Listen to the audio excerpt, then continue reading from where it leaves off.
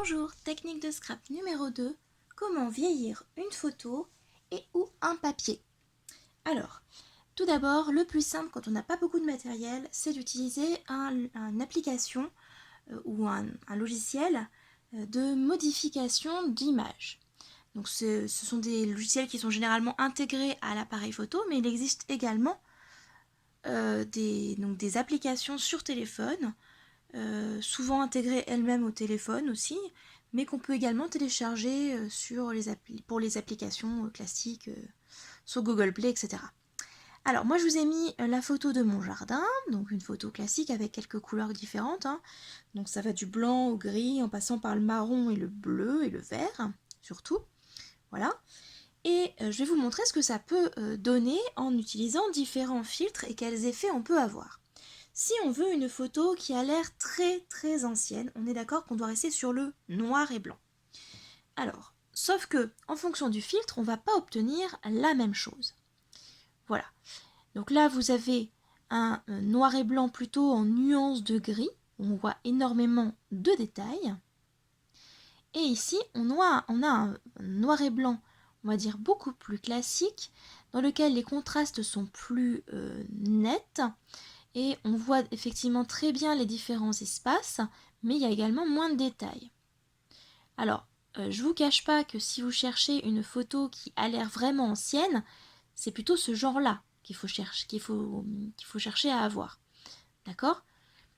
Maintenant, cet élément-là en noir et blanc, elle est bien pour un paysage qui ne comporte pas trop de détails. Si vous voulez avoir un visage ici, et là c'est dommage, je ne vous ai pas pris de photos en noir et blanc, mais clairement, un visage en noir et blanc sera quand même beaucoup mieux avec ce filtre-là que ce filtre-là. On verra beaucoup mieux les détails. Ou alors, ça dépend, si vous voulez faire une photo flippante, ça c'est nickel, hein. Vous savez, les vieilles photos sont souvent assez effrayantes. Si on avance un petit peu vers le milieu du 20e, on a des photos qui sont un petit peu moins en noir et blanc et plus en sépia. Alors, vous avez du sépia chaud et du sépia froid. C'est-à-dire que concrètement, en fonction de vos papiers, vous pouvez tout à fait envisager de prendre un filtre avec un peu plus de jaune ou un filtre avec un petit peu plus de beige clair. Voilà. Bon. C'est du sépia. Et vous voyez que les détails sont quand même plutôt bien marqués aussi. Ça peut faire un petit peu ancien, mais bon. On verra après comment modifier le tour de la photo, évidemment. Pour le côté un peu rétro, donc là j'ai mis un petit peu à part, on a également les filtres qui font un peu comme si c'était un vieux film en noir et blanc, vous voyez, avec sorte de particules de poussière qui se sont déposées sur les pellicules et qui les ont abîmées.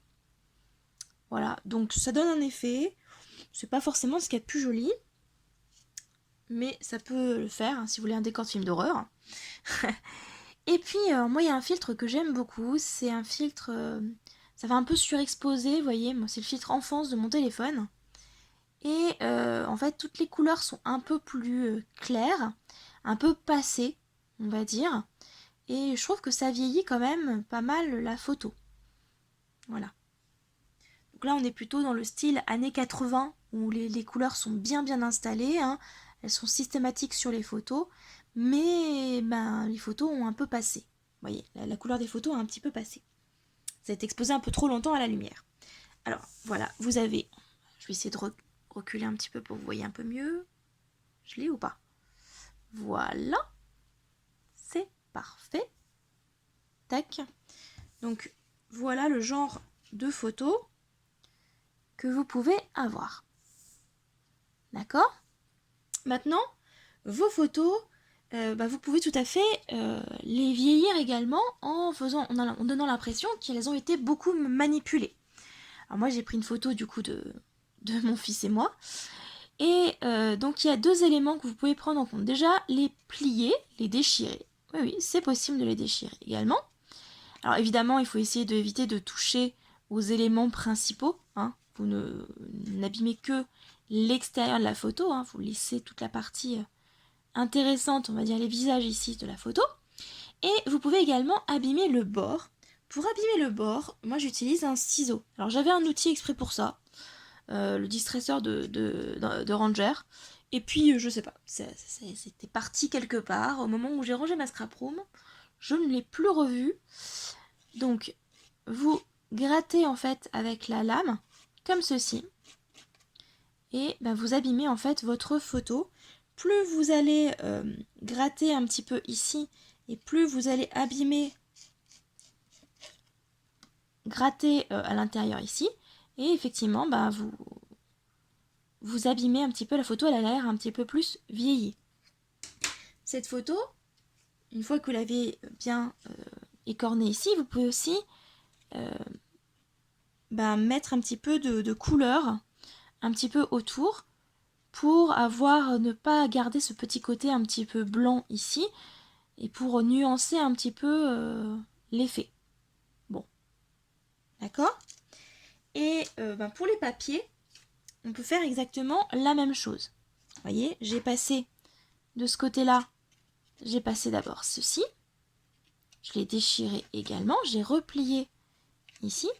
Et ensuite, j'ai utilisé de l'encre. Alors, en ce qui concerne les encres, il y en a une qui fonctionne très bien à tous les coups, c'est la Vintage Photo. Vous pouvez utiliser plein d'encres différentes. Je trouve, par rapport au Distress Oxide, que les Distress Ink sont mieux là-dessus. Parce que, contrairement aux Distress Oxide qui se fondent très bien, celles-ci peuvent laisser des traces et je trouve que pour vieillir un objet, un papier, c'est beaucoup mieux. Bon, c'est un point de vue personnel, après, voilà. Vous avez, pour appliquer ces petits éléments-là, il en existe également des plus petits, et ça se fixe en fait, il y a une petite mousse qui se fixe ici avec un scratch, et en fait vous appliquez, hop, alors je vais vous montrer comment on applique. Vous prenez du plastique, donc je vais prendre ensuite un brouillon à côté, tac, une petite chute, hop, je prélève un peu d'encre et je vais progressivement arriver sur les bords. Voilà. Donc ça c'est la technique la plus courante. Vous arrivez à fondre et en même temps vous avez un petit côté, on va dire, un peu plus foncé sur le rebord. Vous voyez ? Si vous voulez quelque chose d'un peu moins fondu ici, qui envahisse un peu moins le papier, vous pouvez tout à fait faire ça. Dans ce cas-là, vous ne foncez que le côté. D'accord ? Je suis désolée, je viens de faire un atelier mix média, c'est pour ça que j'ai encore un petit peu de peinture. Et le papier, vous pouvez aussi, auparavant, le grignoter, l'abîmer. Donc, je vous montre en direct. Ah oui, je l'ai carrément déchiré là. C'est pas grave. On va essayer de pas le déchirer pour faire un exemple. Voilà. Alors, c'est pas grave s'il est déchiré. Moi, j'aime bien le recourber un petit peu comme ceci. Voilà. Ça vous donne un aspect tout de suite plus ancien. Mais je trouve que le côté blanc, c'est pas forcément toujours très joli. Donc moi, j'aime bien foncer un petit peu l'histoire en utilisant toujours la Vintage Photo. Et en passant, je vais essayer d'agrandir un peu. Nous y voici. C'est bon. Et donc toujours en passant comme ceci. Hop. Vous voyez ? On arrive à ce même résultat.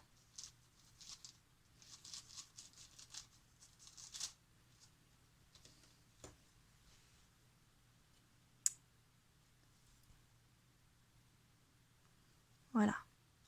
Et je trouve que là, ça vieillit beaucoup mieux le papier. Après, c'est mon avis personnel. Hein. Vous voyez qu'on n'a pas du tout le même rendu là et là. Vous pouvez également utiliser plusieurs couleurs différentes, notamment un marron un peu plus foncé. Donc moi, ça m'arrive souvent d'utiliser en complément la Walnut Stain. Donc, Walnut Stain. Il est là. Cherchez la petite mousse qui allait avec. Et donc, vous pouvez rajouter hop, un tout petit peu de foncé. Et effectivement, je sais pas si on va bien voir. Je vais essayer de m'arrêter à un moment donné. Je vais faire en plein milieu ici. Voilà. Je sais pas si vous allez bien voir. Regardez, entre là où j'ai mis qu'une seule couleur et là où j'ai mis 2 couleurs. On voit quand même bien que on a vieilli en quelque sorte le papier, comme si ça avait été exposé à la lumière et ça c'était resté caché par autre chose. D'accord ? Et ça fonctionne quel que soit le papier. Hein. Je vous montre encore une fois ici. C'est moins visible, je trouve. Vous voyez, entre là et là. C'est moins visible sur une photo. Là, ça donne un petit aspect un peu cramé, sans avoir à le faire. Voilà. Parce qu'effectivement, on peut aussi cramer les bords. Bon, ça, je vais pas le faire en vidéo, parce que je me connais, vous savez, et puis vous me connaissez aussi maintenant, il m'arrive toujours des trucs bizarres en vidéo. Donc, j'ai pas envie de mettre le feu à ma maison. Hein. Mais sur les photos, on peut aussi utiliser cette technique-là. Et, bah, ma foi, c'est pas non plus exceptionnel. Je sais pas si vous allez voir. Ouais. Voilà. On a un plus gros contraste. Voilà. Mais bon. C'est pas non plus le plus flagrant. Après, vous pouvez tout à fait prendre une photo comme ça, l'aligner sur les côtés. Et puis après, utiliser un papier vieilli pour, voilà, pour l'encadrer. Pourquoi pas? D'accord? Donc, ça c'était les techniques, on va dire, un peu plus classiques, avec très peu de matériel. Hein. Donc voilà, je vous ai montré. Hein. 2 couleurs d'encre. Ça, si vous n'en avez pas, c'est pas grave, vous pouvez utiliser des cotons. Bon, j'ai été coupée. Si vous n'avez pas donc ces éléments-là, vous pouvez utiliser ces petites éponges à maquillage. Ça marche très très bien. Moi, jusqu'à présent, jusqu'à ce que j'ai ça, j'utilisais ces petites éponges. Et voilà, ça vous fait exactement le même job. C'est juste que c'est plus pratique à tenir en main. Voilà.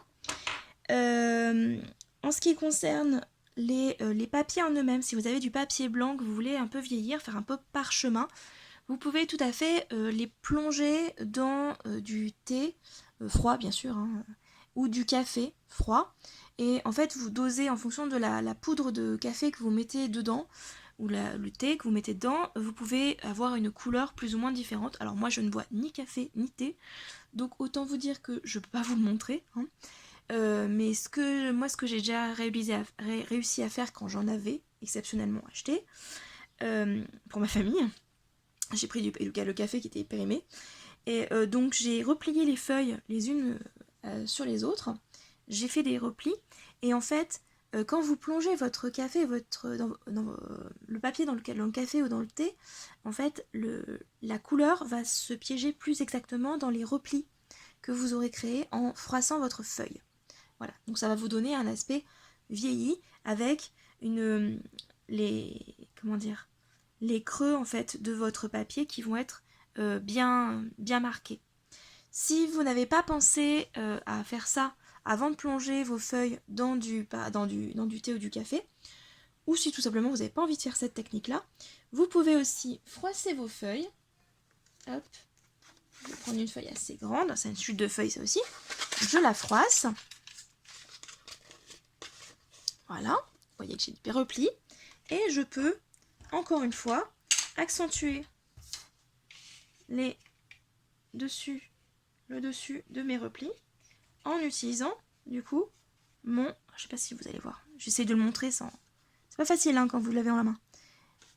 En utilisant, du coup, l'encre à nouveau. Et en fait, je vais pas faire ça tout sur tout le papier parce que j'ai un sacré morceau à faire. Voilà. Vous faites ça de façon assez grossière avec la couleur la plus claire. Et avec la couleur la plus foncée, vous repassez uniquement sur les arêtes. Et vous avez un aspect un petit peu de papier qui aura un peu cramé. Voilà, donc il suffit en plus, après à ce moment-là, de déchirer le papier, de recommencer avec la technique que l'on a vue tout à l'heure. Donc, hop, comme ceci. Tac. Hop là. Je ne me plante pas, mais c'est bien ça. Hop. Et voilà. Et vous avez un papier qui a l'air d'avoir été cramé sans avoir eu à le faire. Voilà, donc ça c'est super quand vous voulez scraper avec vos enfants et que vous avez un petit peu peur, comme moi, de la catastrophe. Voilà. Donc j'espère que ces petites techniques vous auront servi, qu'elles vous auront intéressé. Et moi je vous dis à bientôt pour une nouvelle vidéo. Bye.